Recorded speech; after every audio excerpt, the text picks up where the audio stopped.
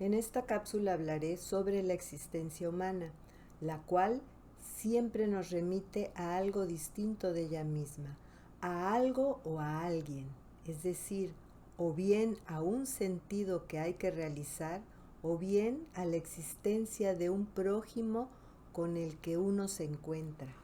Encuentro considerado como un yo-tú verdadero.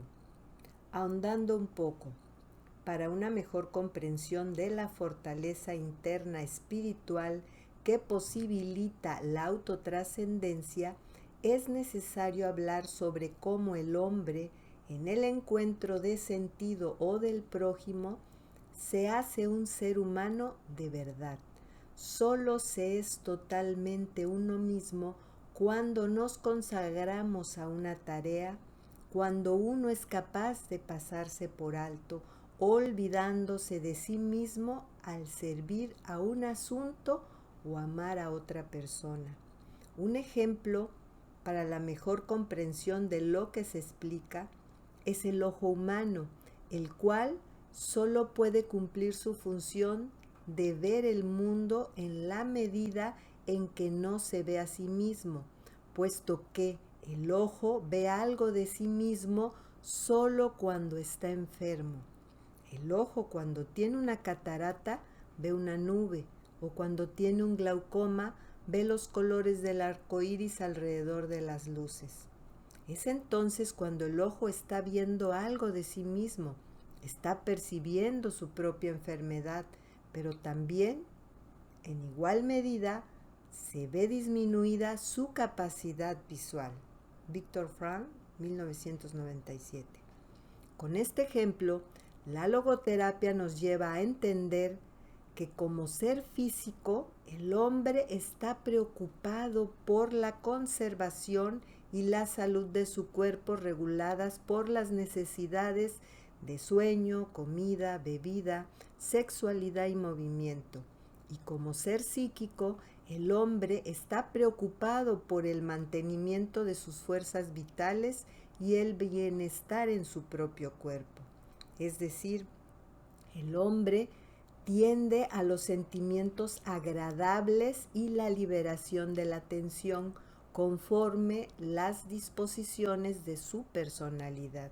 Por ello, la consecución de estas aspiraciones se experimenta como deseo, fracaso, malestar, estrés negativo y frustración.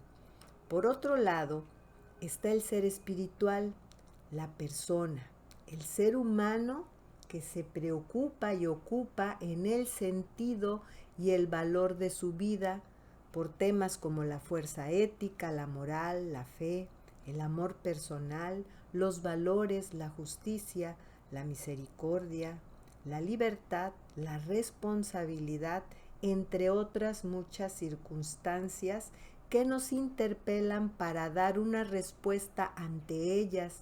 No obstante, no cualquier respuesta, sino aquella que da sentido y es consecutivamente suprahumana, es decir, trascendental.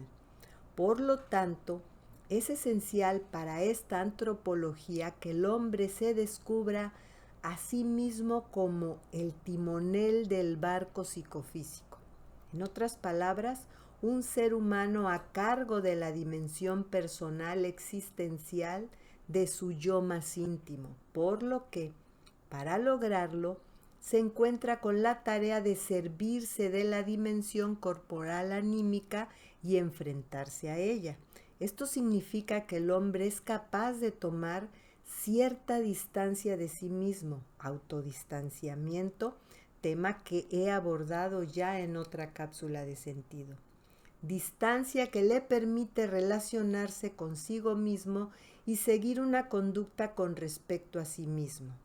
Viktor Frankl señaló esta capacidad del hombre en una significativa frase: no debo consentirlo todo de nadie y tampoco de mí mismo.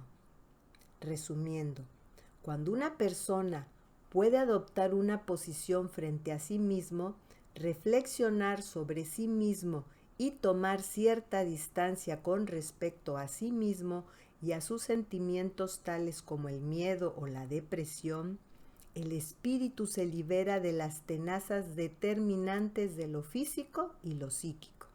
Es decir, el autodistanciamiento entendido como el poder de obstinación del espíritu, la fuerza que favorece una actitud de oposición para enfrentar los golpes de la vida, aprendiendo de ellos y trascendiéndolos, es entonces cuando la persona alcanza su libertad y ésta hace posible que uno obedezca realmente a su conciencia.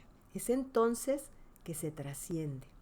En conclusión, la vida psicofísica y la personal o espiritual se desarrollan en diversas dimensiones y cada una transcurre con independencia de la otra.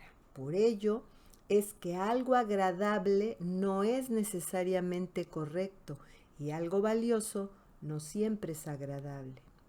La trascendencia se alcanza a partir de la unicidad, de alcanzar una conciencia del ser que da sentido desde lo personal, para lo cual es necesario comprender que la mutua relación de las dimensiones antropológicas del hombre, física, psíquica y espiritual, producen una desviación práctica debido a que las tres dimensiones son diferentes entre sí.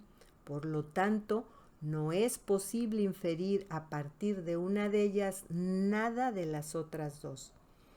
Cada dimensión, la física, la psíquica y la espiritual, despliegan sus fuerzas dinámicas de forma independiente. Por eso se explica como algo que es agradable y deseable en el plano psíquico no es automáticamente sensato, correcto, bueno para el plano espiritual. Así la trascendencia de la ambigüedad y aparente contradicción de los actos humanos solo puede asimilarse y explicarse a la luz desde una ontología dimensional, concepto que tal vez retome en otra cápsula de sentido. Concepto que, por cierto, no es primordial conocer como teoría, sino como práctica.